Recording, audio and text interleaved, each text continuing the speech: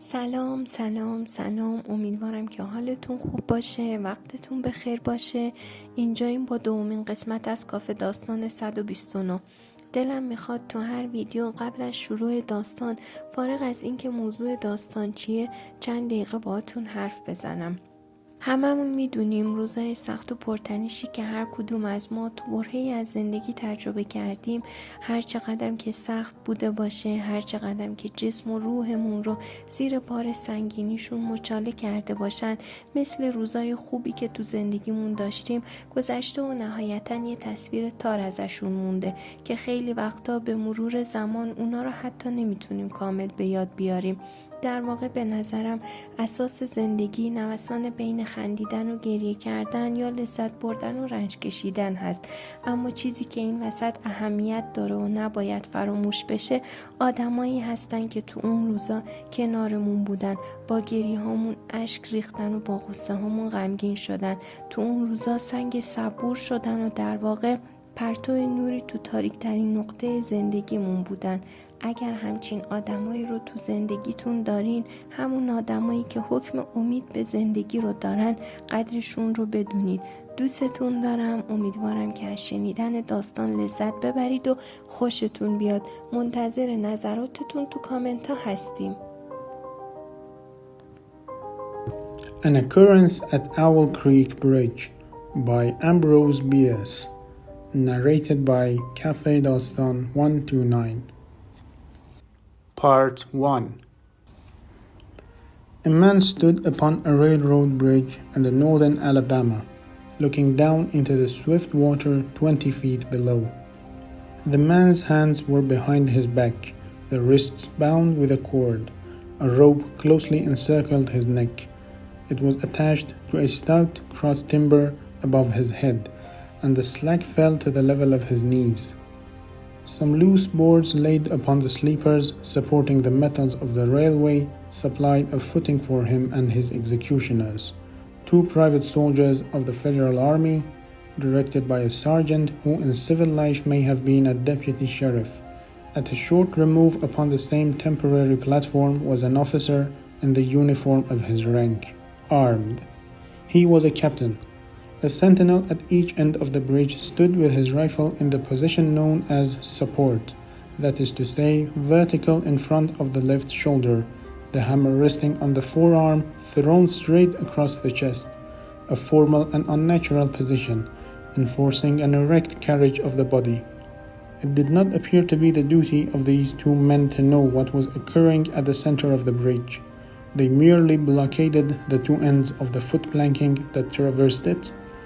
Beyond one of the sentinels, nobody was in sight. The railroad ran straight away into a forest for 100 yards, then, curving, was lost to view. Doubtless there was an outpost farther along. The other bank of the stream was open ground, a gentle acclivity topped with a stockade of vertical tree trunks, loopholed for rifles, with a single embrasure through which protruded the muzzle of a brass cannon commanding the bridge. Midway of the slope between the bridge and ford were the spectators, a single company of infantry in line at parade rest, the butts of their rifles on the ground, the barrels inclining slightly backwards against the right shoulder, the hands crossed upon the stock. A lieutenant stood at the right of the line, the point of his sword upon the ground, his left hand resting upon his right. Excepting the group of four at the center of the bridge, not a man moved. The company faced the bridge, staring stonily, motionless. The sentinels facing the banks of the stream might have been statues to adorn the bridge. The captain stood with folded arms, silent, observing the work of his subordinates, but making no sign.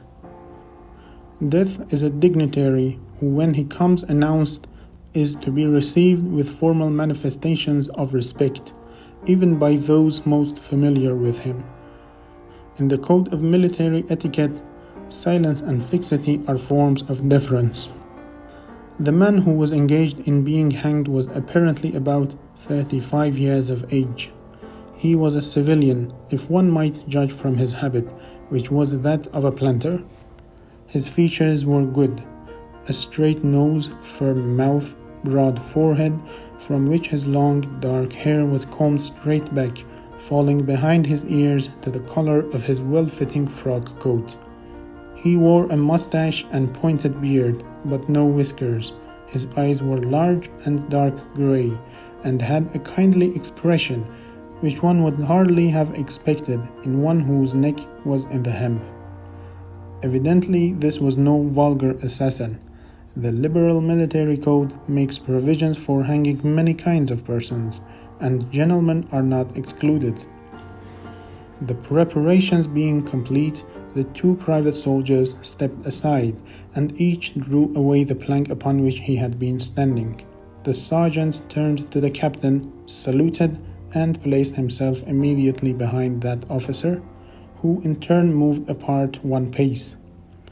These movements left the condemned man and the sergeant standing on the two ends of the same plank, which spanned 3 of the cross ties of the bridge. The end upon which the civilian stood almost but not quite reached a 4th. This plank had been held in place by the weight of the captain. It was now held by that of the sergeant. At a signal from the former, the latter would step aside, the plank would tilt, and the condemned man go down between 2 ties. The arrangement commended itself to his judgment as simple and effective. His face had not been covered, nor his eyes bandaged. He looked a moment at his unsteadfast footing, then let his gaze wander to the swirling water of the stream racing madly beneath his feet. A piece of dancing driftwood caught his attention, and his eyes followed it down the current. How slowly it appeared to move! What a sluggish stream! He closed his eyes in order to fix his last thoughts upon his wife and children. The water, touched to gold by the early sun, the brooding mists under the banks at some distance down the stream, the fort, the soldiers, the piece of drift, all had distracted him, and now he became conscious of a new disturbance. Striking through the thought of his dear ones was a sound which he could neither ignore nor understand.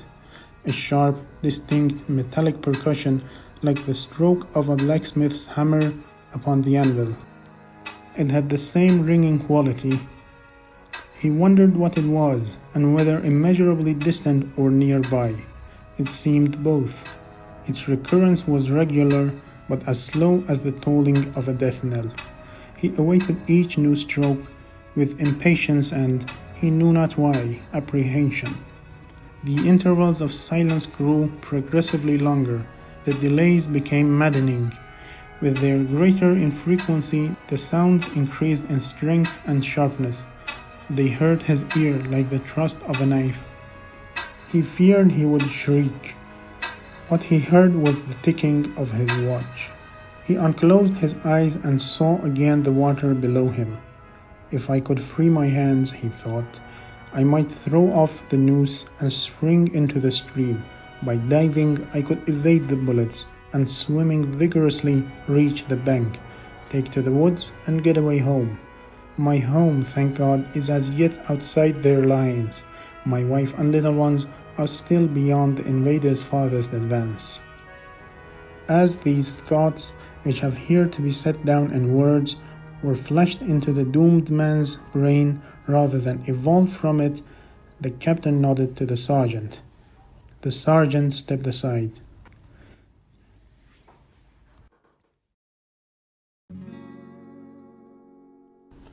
Peter Farquhar was a well-to-do planter of an old and highly respected Alabama family. Being a slave owner and, like other slave owners, a politician, he was naturally an original secessionist and ardently devoted to the Southern cause. Circumstances of an imperious nature, which it is unnecessary to relate here, had prevented him from taking service with the gallant army which had fought the disastrous campaigns ending with the fall of Corinth. And he chafed under the inglorious restraint, longing for the release of his energies, the larger life of the soldier, the opportunity for distinction. That opportunity, he felt, would come as it comes to all in wartime. Meanwhile, he did what he could. No service was too humble for him to perform in the aid of the South, no adventure too perilous for him to undertake if consistent with the character of a civilian who was at heart a soldier, and who in good faith and without too much qualification assented to at least a part of the frankly villainous dictum that all is fair in love and war. One evening, while Farquhar and his wife were sitting on a rustic bench near the entrance to his grounds, a grey-clad soldier rode up to the gate and asked for a drink of water. Mrs. Farquhar was only too happy to serve him with her own white hands. While she was fetching the water, her husband approached the dusty horseman and inquired eagerly for news of the front. "The Yanks are repairing the railroads," said the man, "and are getting ready for another advance. They have reached the Owl Creek Bridge, put it in order and built a stockade on the north bank. The commandant has issued an order, which is posted everywhere, declaring that any civilian caught interfering with the railroad, its bridges, tunnels, or trains will be summarily hanged. I saw the order." "How far is it to the Owl Creek Bridge?" Farquhar asked. "About 30 miles. Is there no force on this side the creek?" "Only a picket post half a mile out on the railroad, and a single sentinel at this end of the bridge." "Suppose a man, a civilian and student of hanging, should elude the picket post and perhaps get the better of the sentinel," said Farquhar, smiling. "What could he accomplish?" The soldier reflected. "I was there a month ago," he replied. "I observed that the flood of last winter had lodged a great quantity of driftwood against the wooden pier at this end of the bridge. It is now dry and would burn like tow." The lady had now brought the water, which the soldier drank. He thanked her ceremoniously, bowed to her husband, and rode away. An hour later, after nightfall, he repassed the plantation, going northward in the direction from which he had come. He was a Federal scout.